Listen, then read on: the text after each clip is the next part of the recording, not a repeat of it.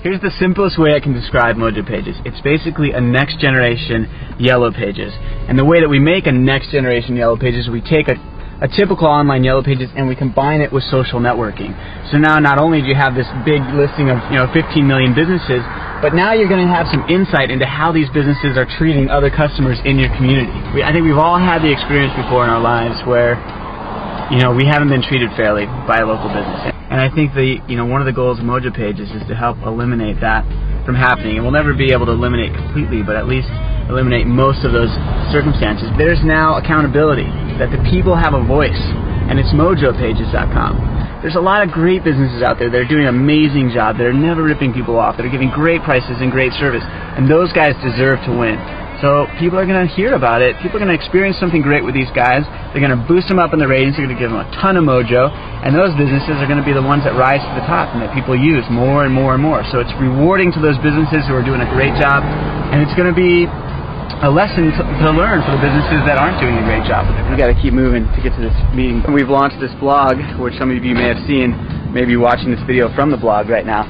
And it's great. We're getting feedback about, the idea in general, the Mojo Pages idea, but we're trying to build this website with the users. So we were trying to show you guys designs, and we're going to talk about functionalities and other things like that we're doing so we can actually get the users' interaction in real time and build the website with our users instead of us thinking that we know what the users want. I like to think of a startup like a controlled chaos.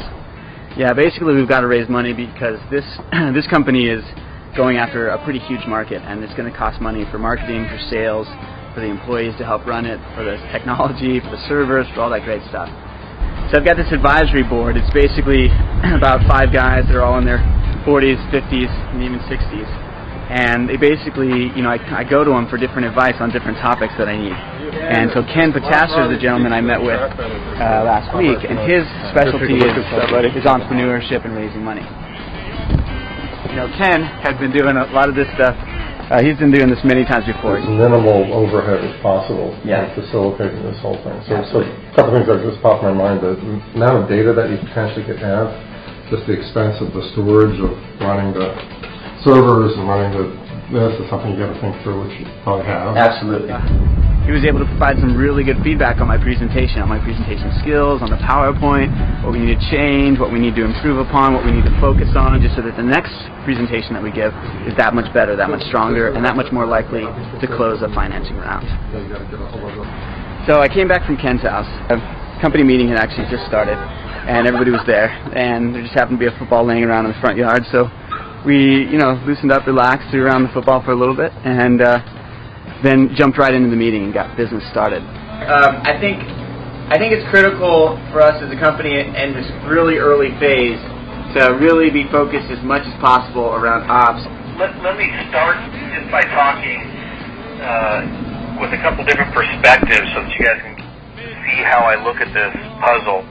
And then after I do kind of a high level, we'll drop down into the specifics of each, and we can talk about kind of a go-forward strategy on each of them and what we want to get done in this meeting and what we want to do outside of this meeting. There's a couple, and for the visuals, you got to fill me in because when I hear the laughter in the background, I gotta be filled in. We got to post it with your name pointing to you for visual effects pointing to the front. The focus of this company meeting this week was basically operations. Rand, our operations manager, put together a list of about 420 tasks that need to be done before we launch. And so his job was to take all those tasks, and then we were going to assign them to each person, talk about durations on the task, and basically organize it all into like one big ops plan. Yeah. That's Ray. Ray. Yeah. Whoa, we're in the home stretch. Oh my God. There's only 50 tasks left. Yeah, I can hear it. I can feel it. Woo! Which is a pretty daunting task and pretty, overwhelming for certain employees who haven't ever done this before. So it's a great process to go through. I think it's good discipline to do this kind of thing. I think it's going to help our chances of succeeding, and it's just great to have somebody like Rand on the team. But anyways, we did a great job. We got all through all the ops. It took hours and hours and hours and hours. And then after the ops meeting, Kevin took out the employees and did kind of a one-on-one interview. I think all the employees here at Mojo Pages, not a lot of them, just the 5 of them, they all have this they all have pretty daunting tasks on their shoulders, and I think it's interesting for our viewers to get to see kind of what it's like for them. Well, what's still on my mind today is we're looking at 419 different things from an ops perspective of tasks that need to be executed. And the challenge with that is, how do we actually execute on all those things and which ones are critical? So from the technology standpoint and getting the website designed and the back end built and everything working, my only concern is the site's got to be right.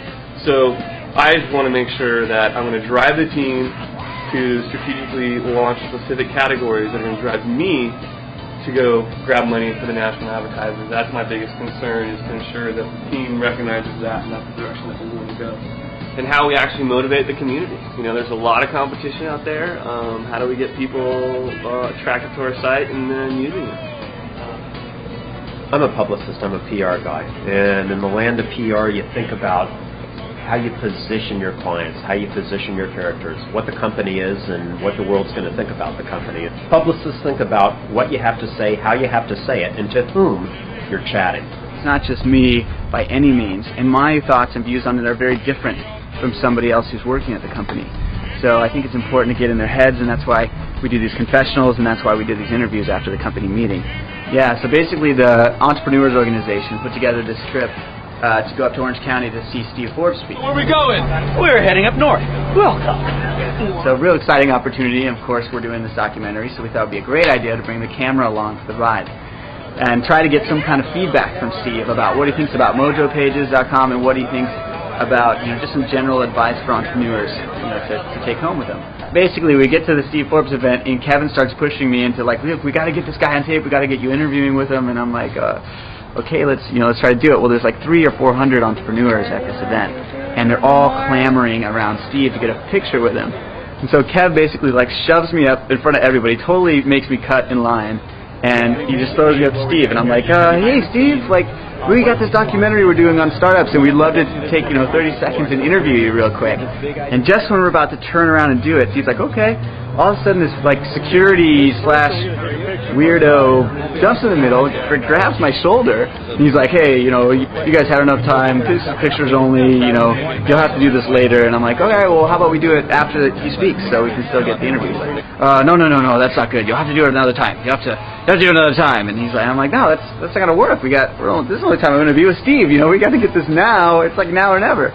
And right when he was just about to haul me away, Forbes comes through. He taps on the shoulder. No, it's okay. Let's do this. This is great. Okay, quick. Wait. So what it is, it's the yellow pages, and the problem with the yellow pages right now, you don't know how good a business is, a good business from a bad business. So what we're going to do is we're going to combine it with social networking, so you have ratings and reviews on each of the businesses listed, so you can really find the best plumber, the best carpenter, the best this and that. So tonight it's on the yellow pages. Exactly.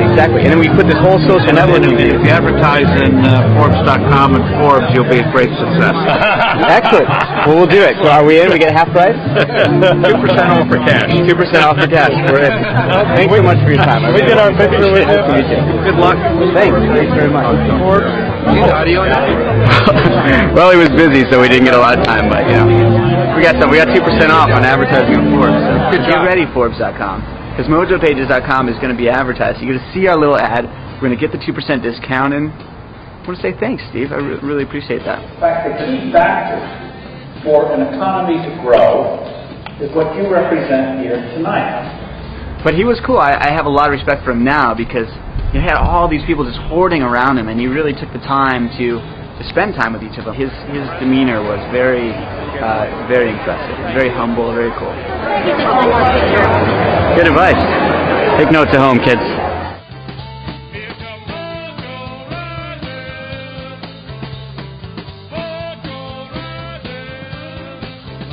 Yeah. Are you on? Oh, you guys don't do that. You're cruel. All right. Hey, Rand, I gotta run, buddy. All right, we'll see you later, man. Love you, Rand. Bye, Rand.